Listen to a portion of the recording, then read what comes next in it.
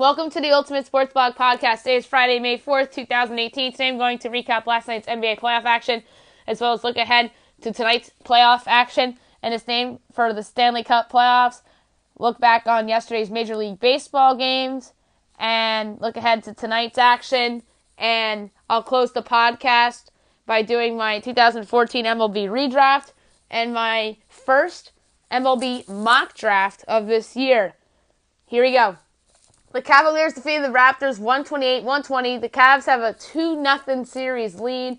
LeBron James, yet again dominant, 43 points, 14 assists in the win. Kevin Love was great too with 31 points and 11 rebounds. DeMar DeRozan had 24 points in defeat. The Celtics defeated the 76ers 108-103 to take a 2-0 series lead. Jason Tatum, 21 points in the win. JJ Redick put up 23 in defeat. Ben Simmons only had 1 point in this game, which is absolutely shocking. And I don't think he'll have another 1 point game performance, perhaps in his career.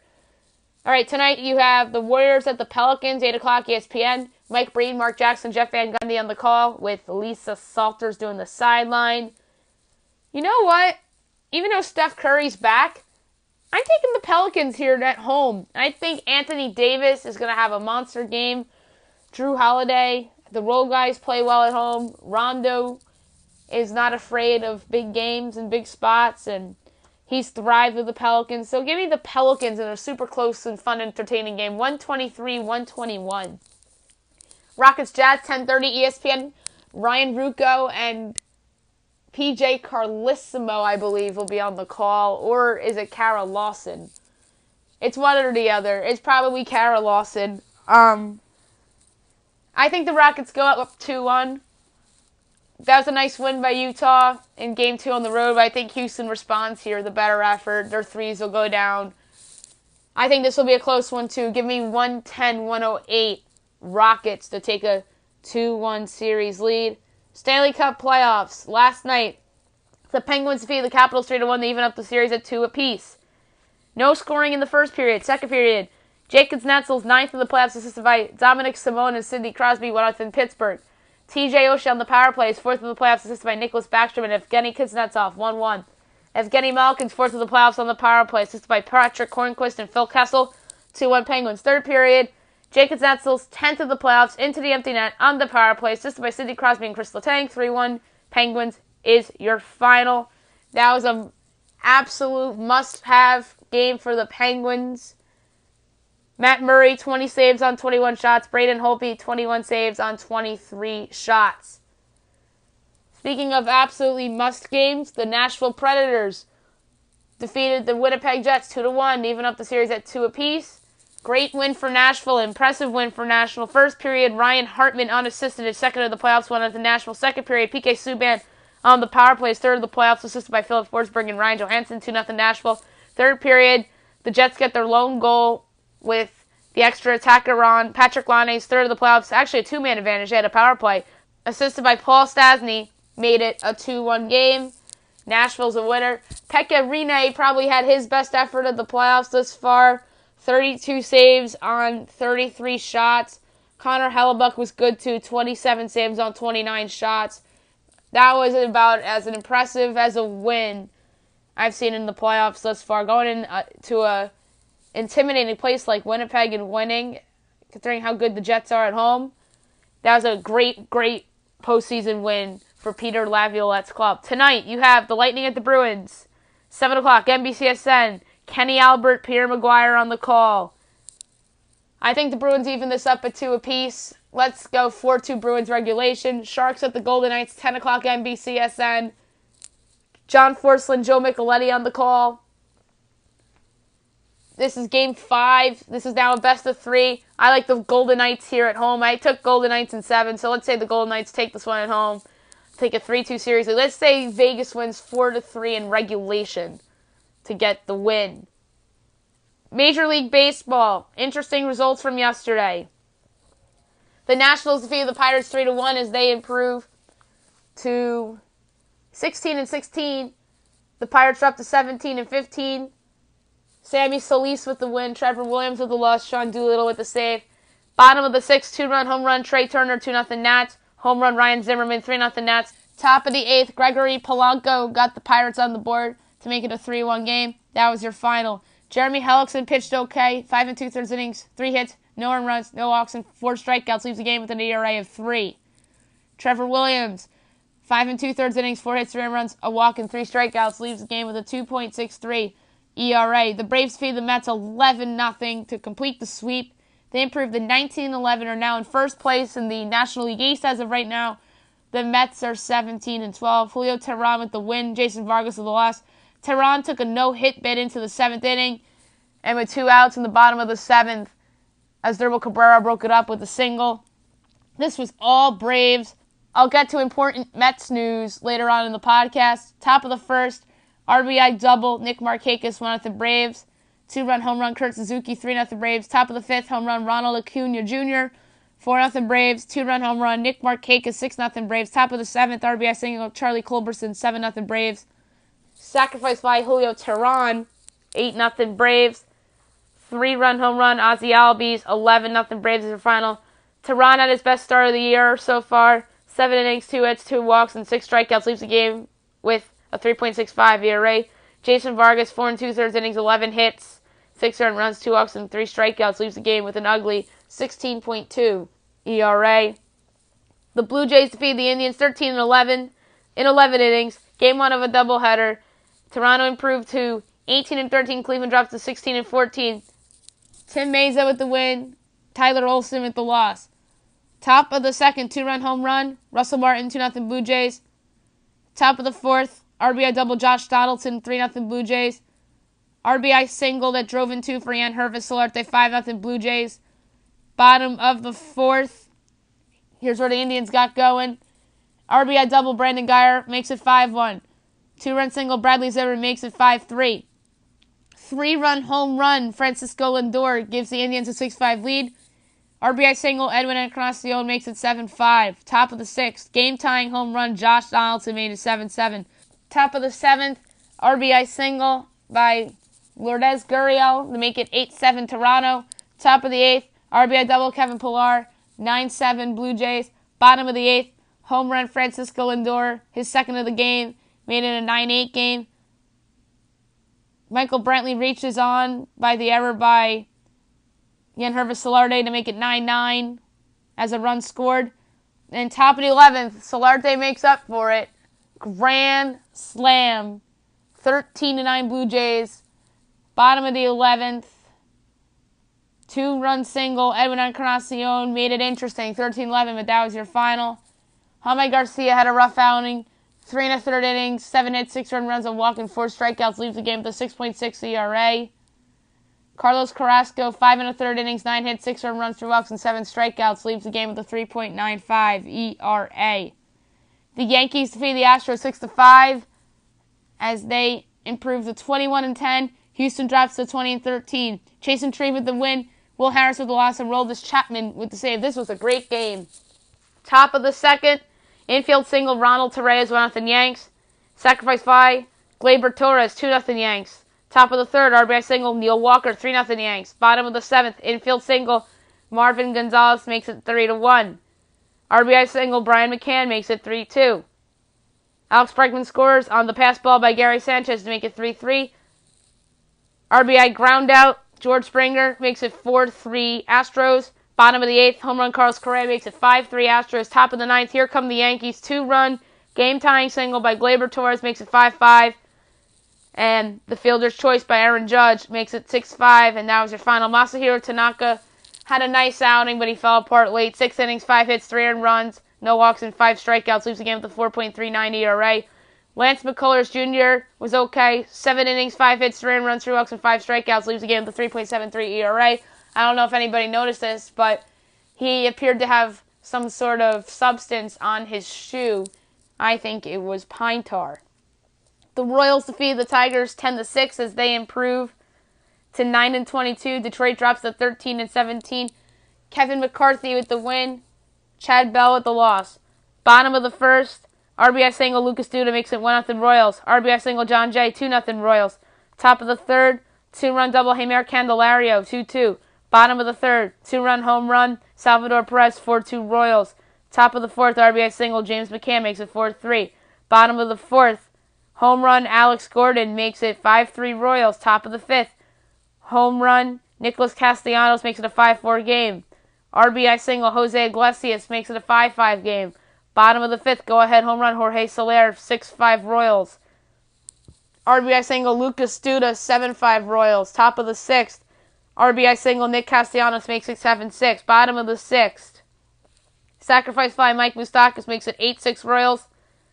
Then RBI single by Lucas Duda, 2-run single, made it 10-6 Royals. Eric Skoglund, 4 2/3 innings, 8 hits, 5 earned runs, 3 walks, and 6 strikeouts, leaves the game with a 6.84 ERA. Mike Fiers, 4 innings, 6 hits, 5 earned runs, a walk, and a strikeout, leaves the game with a 5 ERA. The Dodgers defeated the Diamondbacks 5-2 as they improve to 14-17. Arizona drops to 21-10. JT Chirinos with the win. Fernando Salas with the loss. Kenley Jansen with the save. Top of the second, home run, Austin Barnes, 1-0 Dodgers. Bottom of the second, RBI single, Patrick Corbin makes it 1-1. Bottom of the sixth, RBI single, Ketel Marte makes it 2-1 Diamondbacks. Top of the eighth, sacrifice fly, Cody Bellinger makes it 2-2. Chase Utley scored on the wild pitch by Jorge De La Rosa to make it a 3-2 Dodgers lead. Then another wild pitch by Jorge De La Rosa scores in Matt Kemp to make it 4-2 Dodgers. RBI single by Kyle Farmer makes it 5-2 Dodgers. That was your final. Alex Wood, 5 innings, 4 hits, an earned run, 2 walks, and 8 strikeouts, leaves the game with a 3.83 ERA. Patrick Corbin, 6 innings, 3 hits, an earned run, 2 walks, and 5 strikeouts, leaves the game with a 2.15 ERA. The Rangers defeat the Red Sox 11-5 as they improve to 13-20. Boston drops to 22-9. Mike Minor with the win, David Price with the loss. Bottom of the second, RBI triple, Jurickson Profar, 1-0 Rangers. Sacrifice fly, Renato Nunez, 2-0 Rangers. Top of the third, another home run for Mookie Betts. Makes it a 2-1 game. Bottom of the third, 2-run double, Nomar Mazara, 4-1 Rangers. Top of the fourth, RBI single, Christian Vasquez makes it a 4-2 game. Sacrifice fly, Mookie Betts makes it a 4-3 game. Bottom of the fourth, RBI single, Ryan Rua, 5-3 Rangers. Bases loaded walk, Isaiah Kiner-Falefa, 6-3 Rangers. Wild pitch by Christian Velasquez. Scores in Ryan Rua. Makes it a 7-3 lead for the Rangers. 3-run home run, Nomar Mazara makes it 10-3 Rangers. Bottom of the seventh, RBI double, Robinson Chirinos, 11-3 Rangers. Top of the eighth, 2-run double, Mookie Betts makes it an 11-5 final. And I meant to say Hector Velasquez instead of Christian Vasquez with the wild pitch to make it a 7-3 Ranger lead from before. Mike Minor, 6 innings, 7 hits, 3 earned runs, 3 walks, and 4 strikeouts, leaves the game with a 4.36 ERA. David Price had an ugly game. 3 2/3 innings, 6 hits, 7 earned runs, 2 walks, and 4 strikeouts, leaves the game with a 5.11 ERA. The White Sox feed the Twins 6-5 as they improve to 9-20. Minnesota drops to 10-17. Nate Jones with the win, Addison Reed with the loss. Top of the third, a pass ball scores in Logan Morrison to make it 1-0 Twins. Sacrifice fly, Jason Castro, 2-0 Twins. Bottom of the third, RBI ground out, Yolmer Sanchez to make it a 2-1 game. Top of the fourth, RBI double, Eddie Rosario, 3-1 Twins. 2-run home run, Logan Morrison, 5-1 Twins. Bottom of the fourth, home run by Matt Palka to make it a 5-3 game. RBI single, Yolmer Sanchez make it 5-4. RBI double, Matt Davidson in the bottom of the sixth to make it a 5-5 game. In the bottom of the ninth, walk-off home run, Trace Thompson gives the White Sox a 6-5 win. Reynaldo Lopez, 6 2/3 innings, 6 hits, 4 earned runs, a walk, and no strikeouts, leaves the game with a 2.43 ERA. Jake Odorizzi, 5 1/3 innings, 6 hits, 3 earned runs, 2 walks, and 8 strikeouts, leaves the game with a 4.1 ERA. The Indians defeated the Blue Jays 13-4 in Game 2 of that doubleheader as the Indians improved to 17-4. Toronto drops to 18-14. Adam Polka with the win, Joe Bigiani with the loss. Top of the second, home run, Yen Hervis Slarte, 1-0 Blue Jays. Bottom of the third, RBI single, Francisco Lindor makes it 1-1. Top of the fourth, home run, Josh Donaldson to make it 2-1. Bottom of the fourth, RBI single Roberto Perez 2-2. Bottom of the 5th, 2-run home run Jose Ramirez 4-2 Indians. Bases loaded walk Bradley Zimmerman to make it 5-2 Indians. 3-run double Eric Gonzalez to make it an 8-2 Indians lead. RBI double Francisco Lindor 9-2 Indians. RBI double Jose Ramirez 10-2 Indians. Sacrifice fly Michael Brantley 11-2 Indians. Bottom of the 6th, RBI double Eric Gonzalez to make it a 12-2 Indians lead. Bottom of the 7th, Jose Ramirez scores on the wild pitch to make it 13-2. Top of the 8th, home run at Lemis Diaz to make it 13-3. Top of the 9th, Dwight Smith Jr. RBI ground out to make it a 13-4 game. That was your final. Adam Pluko did really well. 7 in the 3rd inning, 6 hits, 3 home runs, and 6 strikeouts. Leaves the game with a 3.68 ERA. Joe Bigiani, 4 in the 3rd innings, 10 hits, 6 home runs, a walk, and 4 strikeouts. Leaves the game with an ugly 8.1 ERA. The Angels defeated the Orioles 12-3 as they improved to 19-12. The Orioles dropped to 8-23. Jaime Barria with the win, Chris Tillman with the loss. Bottom of the 1st. All Angels in this one. RBI triple Mike Trout 1-0. RBI double Justin Upton 2-0. RBI single Shohei Ohtani 3-0. RBI double Andrelton Simmons 4-0. RBI single Luis Valbuena 5-0. Bottom of the 2nd. RBI single Mike Trout 6-0.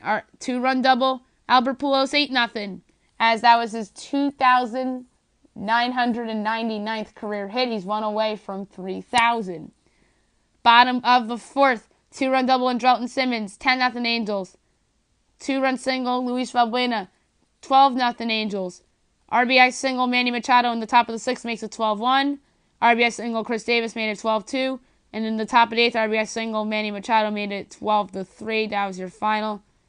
Jaime Barria, 6 innings, 4 hits, 2 earned runs, 2 walks, and 2 strikeouts. Leaves the game with a 3.46 ERA. Chris Tillman, ugly outing, only lasted an inning. Gave up 7 hits, 7 earned runs, a walk, and no strikeouts. Leaves the game with a 9.24 ERA. Last but not least, in terms of last night's games, Mariners defeat the Athletics 4-1 as they improved to 18-12. Oakland drops to 15-16. Chasen Bradford with the win. Sean Manaea with the loss. Edwin Diaz with the save. Bottom of the 1st, RBI single Robinson Cano 1-0 Mariners. Bottom of the 3rd, RBI single Robinson Cano 2-0 Mariners. 2-run home run Nelson Cruz 4-0 Mariners. Top of the 5th, home run Stephen Piscotty makes it 4-1. That was your final. Wade LeBlanc actually started for the Mariners. 4 innings, 3 hits, no earned runs, a walk, and 3 strikeouts. Left the game with a 3.57 ERA. Sean Manaea, 6 innings, 6 hits, 4 earned runs, no walks, and 5 strikeouts. Leaves the game with a 1.63 ERA. He just had no run support in this game. Tonight's games, and I'll go over a couple key Major League Baseball storylines. Cleveland at New York, ALDS rematch. Josh Tomlin against CC Sabathia. Phillies Nationals, Nick Pivetta and Gio Gonzalez. Marlins Reds, Wei-Yin Chen and Sal Romano. Rockies Mets, Herman Marquez and Zach Wheeler. Blue Jays Rays, J.A. Happ and Andrew Kitteridge. Giants Braves, Chris Stratton and Mike Faltiunich. Red Sox Rangers, Rick Porcello and Bartolo Colon. Twins White Sox, Jose Barrios and Carson Fulmer. Pirates Brewers, Nick Kingham and Junior Guerrera. Tigers Royals, Francisco Liriano and Ian Kennedy. Cubs Cardinals, Jose Quintana and Miles McCullis. Dodgers Padres from Nuevo Leon, Mexico. Walker Buehler and Joey Lucchesi. Astros Diamondbacks, this is a sneaky good series. Garrett Cole and making his Diamondbacks debut, Chris Medlin, remember him? Orioles Athletics, Andrew Kashner and Daniel Megden. And Angels Mariners, Garrett Richards and Mike Leake. Speaking of Angels Mariners, 2 storylines for this series. Albert Pujols, 1 hit away from 3,000. And Ichiro Suzuki isn't really retiring, but he's transferring from a player to a front office advisor. There's talks that he'll play in Japan with the Mariners when they go there in 2019. But if this is the last of Ichiro, he's certainly a Hall of Famer. he was a great player for the Mariners for all those years. And then they traded him to the Yankees in 2012. He was a Yankee for 2.5 years. Then he was with the Marlins for a couple of years. Helped their young core out a little bit. And then now he's back with the Mariners, and he's now transitioning to a playing role, as he hasn't really done much on the field this year as a player. And the Mets, just before I started this podcast, designated Matt Harvey for assignment. I'm not surprised at all by this. He apparently didn't want to go to the minors, so he was designated for assignment. Let's be honest, this was the right move for the Mets because he was a distraction. And he wasn't pitching well, and his off-court antics and whatnot have been a big distraction for the team. I'm curious to see who gives him a chance. Maybe one of these bad teams that are rebuilding, like the Royals or the Tigers or the Pirates or the Marlins. Somebody like that gives him a chance. Very fascinated to see what happens with Harvey. And it's funny because on my podcast, when I predicted what would go on in Major League Baseball in May, one of my predictions was a big-name player gets designated for assignment either due to poor play or injury. And I believe Matt Harvey was a guy I mentioned. And credit to myself for nailing that prediction, but I wasn't sure what player it was going to be. All right, now I'm going to do my redraft of the 2014 MLB draft. This is very interesting because there's a lot of young players, and it's just funny that so many of these guys are thriving right now in the bigs. All right, I'm going to be quick here. 1, Astros, Aaron Nola. Could you imagine Aaron Nola in that rotation for the foreseeable future? He'd slide right in with Justin Verlander and Dallas Keuchel and Lance McCullers Jr. into that rotation, and he would have been a great number 2 for them, or at least a co-ace with Verlander for now. 2, Marlins, Michael Kopech. Kopech hasn't reached the big leagues yet, but he will eventually. The Red Sox threw him in the deal to Chicago to acquire Chris Sale. He's going to be the ace of the White Sox staff for years to come, and is going to be a big part of their long-term future. He would have fit really nicely with the Marlins and would have been their ace of the future as well. 3, White Sox, Rhys Hoskins, who's been a stud since being promoted to the big leagues. He has a ton of power. Probably the best position player from this draft class as of right now, although a couple guys could have that argument. I'm a big Hoskins fan. He can flat out rake. And him with Yoan Moncada and Matt Davidson would have been fun to watch in that lineup, and Jose Abreu as well. 4, Cubs, Michael Conforto. Conforto's a great all-around player. They take Conforto here instead of Kyle Schwarber because Schwarber really hasn't panned out defensively. Conforto would have been a nice fit on this Cubs team in their outfield. Could have stuck him in left field where he would have thrived there. And he's going to be a part of the Mets for now and for the future. This kid is a complete star. He was an all-star last year, and he's going to be in multiple more all-star games. 5, Twins, Trey Turner. He, don't forget, was a draft pick of the Padres, and the Padres traded him to the Nationals in the deal that sent Steven Souza Jr. to Tampa Bay. That was a few years ago. And Turner, if he isn't a star already, is absolutely a stud. He's a key part of the Nationals' future post Bryce Harper, and he would have been a great player on the Minnesota Twins with Brian Dozier in that middle infield. 6, Mariners, Kyle Schwarber. This is like the perfect fit. Schwarber would have slid in nicely as a DH for them, and he could have thrived there even though Safeco's a big park. But with Kyle Seager and Robinson Cano and Nelson Cruz, those are all good veterans, and that would have been a nice fit for Schwarber. Although he is having a good season so far with the Cubs, he just isn't good defensively, and he, to me, should be a DH rather than an outfielder. 7, Phillies, Matt Chapman. With Rhys Hoskins off the board, they go with another young infielder in Chapman. He was a steal where the A's took him. He's going to be a star. He's been great for Oakland so far this season, and when he got called up last year, he was good for them as well. He would have fit nicely with the Phillies and their young core as well. 8 Rockies, Mitch Keller. The Rockies go pitching here with Keller. Keller will be in the big leagues by this year. He and Jamison Tynan are going to anchor that Pirates rotation for years to come. And Keller would have been a nice fit with John Gray in that Rockies rotation. 9 Blue Jays, Jack Flaherty. Cardinals draft pick. A big part of the Cardinals' future in their rotation. He has ace potential. His downside's a number 3 starter. And the Blue Jays are short on young pitching. And Flaherty would be a good fit in Toronto. 10 Mets, Luke Weaver, another Cardinals prospect. That's a pitcher. The Mets take Weaver here to put in their rotation with Noah Syndergaard and Jacob deGrom. He would have fit nicely there, and he could very well end up being a mid-rotation guy for the Cardinals for years to come as well. 11 Blue Jays, Justice Sheffield, another pitcher taken here by the Blue Jays. Sheffield was a draftee of the Indians, was traded to the Yankees in the Andrew Miller deal along with Clint Frazier. Sheffield could be called up to the Yankees this year, potentially, or he could be trade bait if they want to go out and improve their rotation on their own and get a veteran. And he could have fit in nicely with Toronto. 12 Brewers, Brent Honeywood.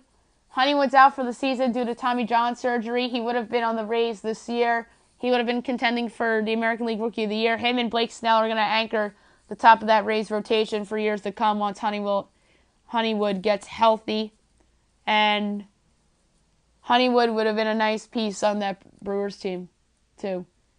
13 Padres, Alex Verdugo. Verdugo, Dodgers pick. Verdugo would fit nicely with San Diego in their outfield with Manuel Margot and Hunter Renfroe. 14 San Francisco Giants, Bradley Zimmer. A draft pick of the Indians. The Giants take Zimmer here to be a part of their future. He would fit nicely into that outfield with some of their guys aging, and Andrew McCutchen, who they traded for, is in a contract year. Zimmer's a very good young player who has star potential. 15 Angels, Jordan Montgomery. The Yankees snagged the steal here at Montgomery. He's going to be out for 2 months, but he's shown through his year plus in the big leagues that he's a good starting pitcher on a contending team. He's the Yankees' number 5 starter, and I personally think he's a little overqualified for that. And he's reminded a lot of Yankee fans of Andy Pettitte because he's a lefty. And in the Angels rotation, Montgomery would probably be their number 3 starter. 16 Diamondbacks, Brian Anderson. Anderson's the Marlins player who's currently their 3rd baseman. He's off to a solid start with the Marlins this year. And he's versatile, and he could have played second base for the Diamondbacks and played with Jake Lamb and Paul Goldschmidt in that infield. That would have been fun. 17 Royals, Carlos Rodon. Rodon hasn't really panned out as the White Sox hoped so far, but the Royals take a chance here with him in the redraft as he looks to go to a bigger ballpark to thrive. 18 Washington Nationals, Dylan Cease. Cease is a nice young pitching prospect with the White Sox, and he would have fit nicely with the Nats as well. Could very well turn into a reliever someday, or he could be a starter. 19 Reds, Sean Newcomb, originally a pick of the Angels, was traded to the Braves in the deal for Andrelton Simmons. Newcomb has shown flashes. He's coming off his best career start, which was the other night against the Mets. Newcomb would probably be the best pitcher on the Reds right now. 20, Tampa Bay Rays, Derek Fisher. Fisher's a nice role player on the Astros right now, pretty much their 4th outfielder. He'd be a solid fit on the Rays. He probably would start for them, considering that they don't have much depth out there. 21 Indians, Monte Harrison. Harrison right now is a nice role player for the Cardinals. And with Zimmer off the board, the Indians take Harrison to put in that spot. Can Harrison develop into a star someday? Maybe, because those Cardinal guys always tend to show flashes of stardom. So Harrison and Indians would have been an interesting fit. 22 Dodgers, Michael Chavis, who is the third base prospect of the Red Sox, who's currently suspended due to PEDs. So we really don't know what Chavis is. He probably would have been trade bait for the Dodgers anyway. 23 Tigers, Nick Gordon, the shortstop. He's currently in the Twins system. He'll probably be on the Twins later this season to help them out a little bit. He'd be a nice fit on the rebuilding Tigers as well. 24 Pirates, Tyler Beede. Bede's a nice pitching prospect with the Giants, and the Pirates snagged him with Keller off the board. Beede has an upside of a number 3 starter, in my opinion. He hasn't really shown much since getting called up thus far, but it's very early, and Tyler Beede in Pittsburgh would be a nice fit, in my opinion. 25 Athletics, Daniel Mengden, who ironically is currently on their roster. They take Mengden here, and he's actually done a good job with Oakland this year, and I think he's a pitcher on the rise. 26 Red Sox, Brandon Woodruff. Ironically, he's on the Red Sox as well, and he's good as a reliever. I really don't love him as a starter. 27 Cardinals, Bobby Bradley, currently an Indians prospect, who could very well be in the bigs by next year if a couple things break right, but there's no really clear path for him, as Edwin Encarnacion and Yonder Alonso are your first base DH platoon. So do they use Bobby Bradley as a trade asset to get one more piece this summer? Should be interesting. All right, my mock draft for this year. The first one I'm going to do of many. All 30 teams are picking in the first round, so that's interesting. All right, here we go. I'm going to try to be quick here. 1, Detroit Tigers. Casey Mize, the righty from Auburn. Mize has pretty much stood out to be the slam dunk consensus number 1 pick. Mize has always had the stuff with 3+ pitches, including double+ split finger, but health has held him back. Showing consistent health in 2018 has kept him the number 1 prospect in this draft class and should keep him there as a projection with a number 1 or number 2 pitcher someday down the road. 2, San Francisco Giants. Carter Stewart, a righty from Eau Gael High School in Florida.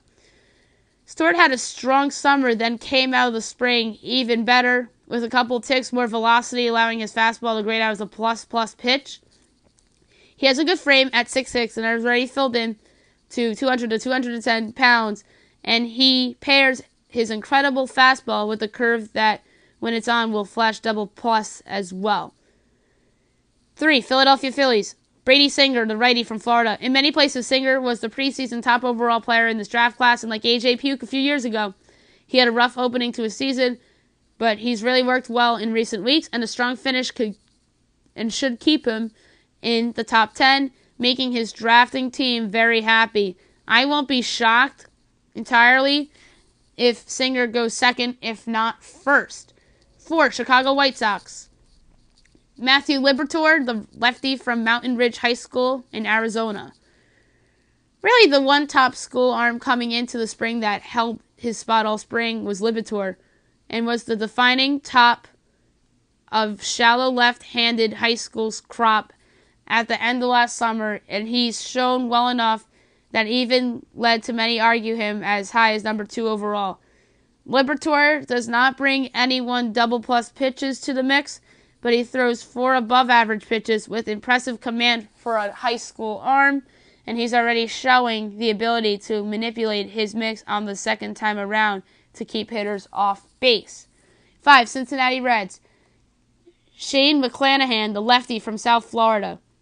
McClanahan has a bit of an up-and-down season as about the only college arm that had peaks as high as Mize, but he's shown some wear as the season's gone on, and unless he turns around to the performances we were seeing in early spring season, he'll likely hold to a top 10 spot, but likely lower in the top 10, which will make whomever grabs him a very happy team.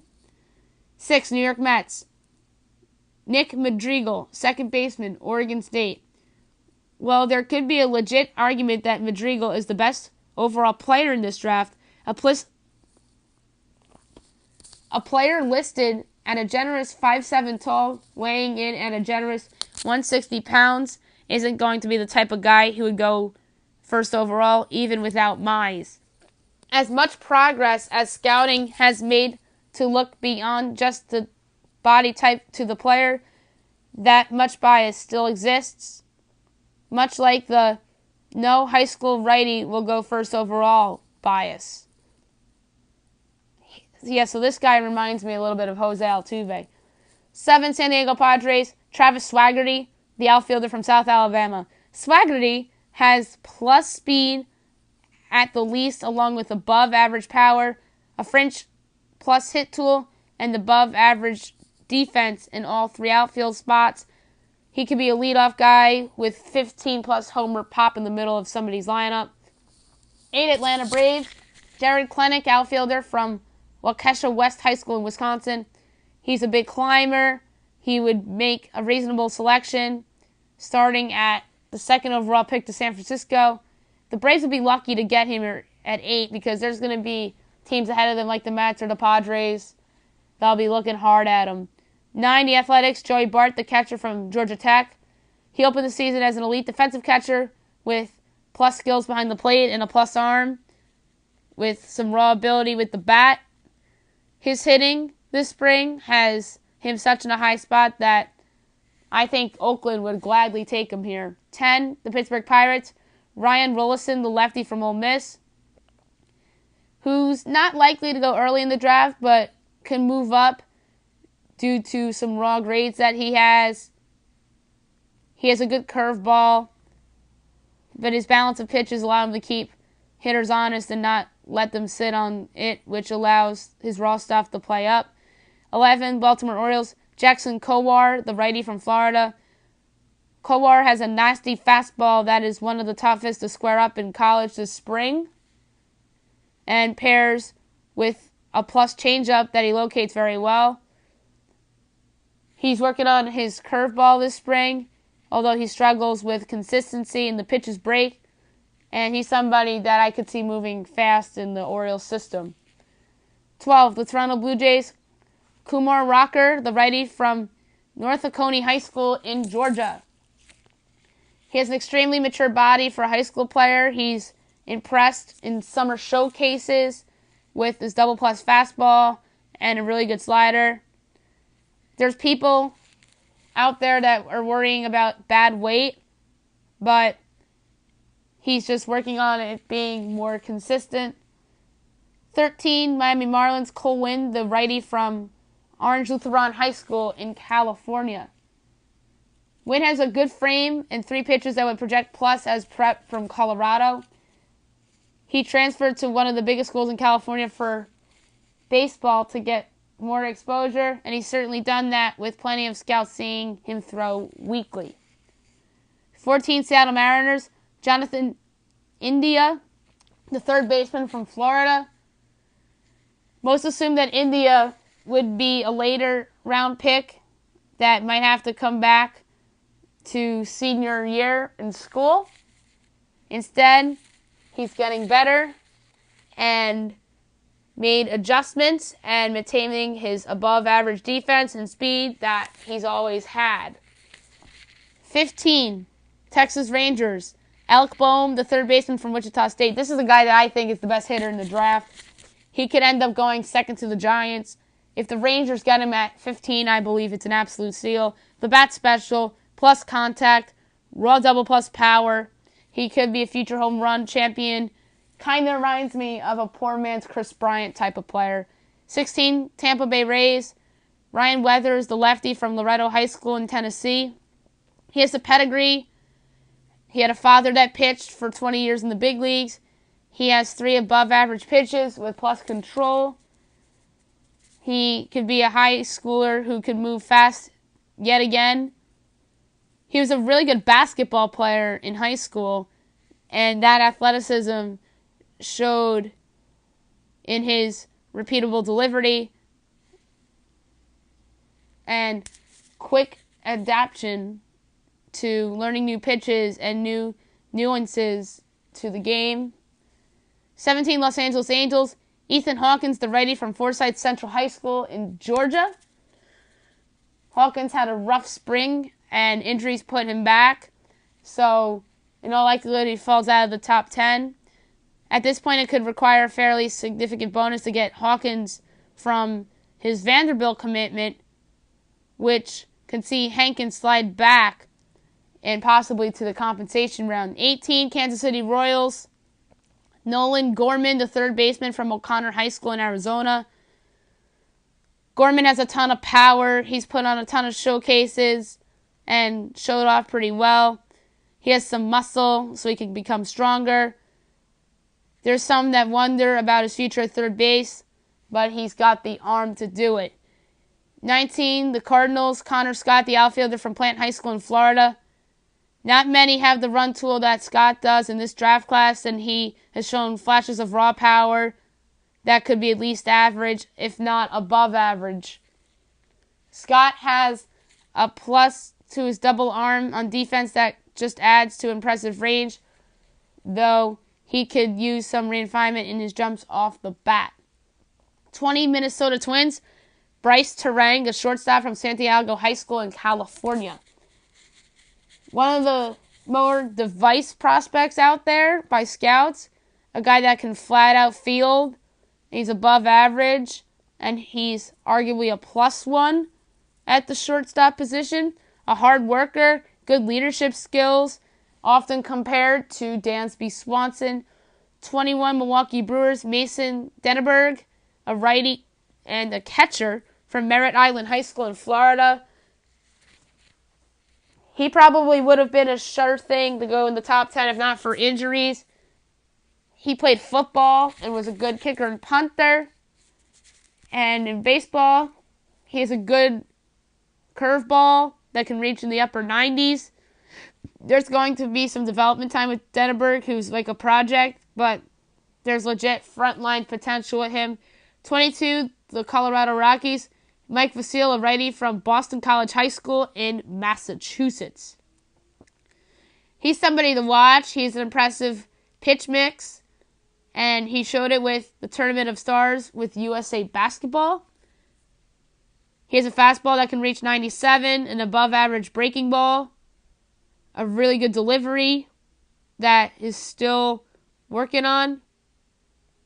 23, New York Yankees. Logan Gilbert, a righty from Stetson. Stetson's produced Jacob deGrom and Corey Kluber, but Gilbert does not offer an elite fastball or plus off-speed pitch, but has above-average control with his pitches and flashes plus with all 4 pitches with a great frame to project. 24, Chicago Cubs. Tristan Beck, the righty from Stanford. He has the frame and loose arm to project additional velocity and has shown great feel for pitches. He has 3 pitches. He was drafted last year, but he decided to go back to school, and it worked out for him. 25, the Diamondbacks. Trevor Lawrence, the outfielder from Oregon State. Lawrence showed out big time early in the spring, but cooled off a bit. He's somebody with corner outfield skills offensively and defensively, with more hit over power right now. And there's raw power that would allow him to grow into a dominant hitter someday. 26, Boston Red Sox. Jeremy Ariam, the shortstop from Missouri State. Iraman would be an excellent understudy with excellent across-the-board tools. He has a tremendous feel for the game. He can play short for many teams, as well as Boston, or could move to second base if they move on from Dustin Pedroia by the time Iraman's ready. 27, Washington Nationals. Grayson Rodriguez, the righty from Central Heights High School in Texas. He's a prototype Texas arm that's jumped forward in his senior year of high school. A double-plus fastball. He shows much more of just a fastball. He has 4 pitches he can control with excellent downhill plane. He stays tall in his delivery from a 6'5 frame. This would be a good pick for Washington. 28, Houston Astros. Jordan Groshas, a third baseman from Magnolia High School in Texas. He's the type of guy that would grow on teams more than they see him. He doesn't explode off the film when you watch him without any standout tool, but he's got average to above average present tools across the board, some raw tools in fielding and power. He played shortstop in high school, but his body works at third, so once he gets reps there, he should jump forward in his defensive ability and could be a very vulnerable late round selection in the first round. 29, Cleveland Indians, Tristan Casas, corner infielder from American Heritage High School in Florida.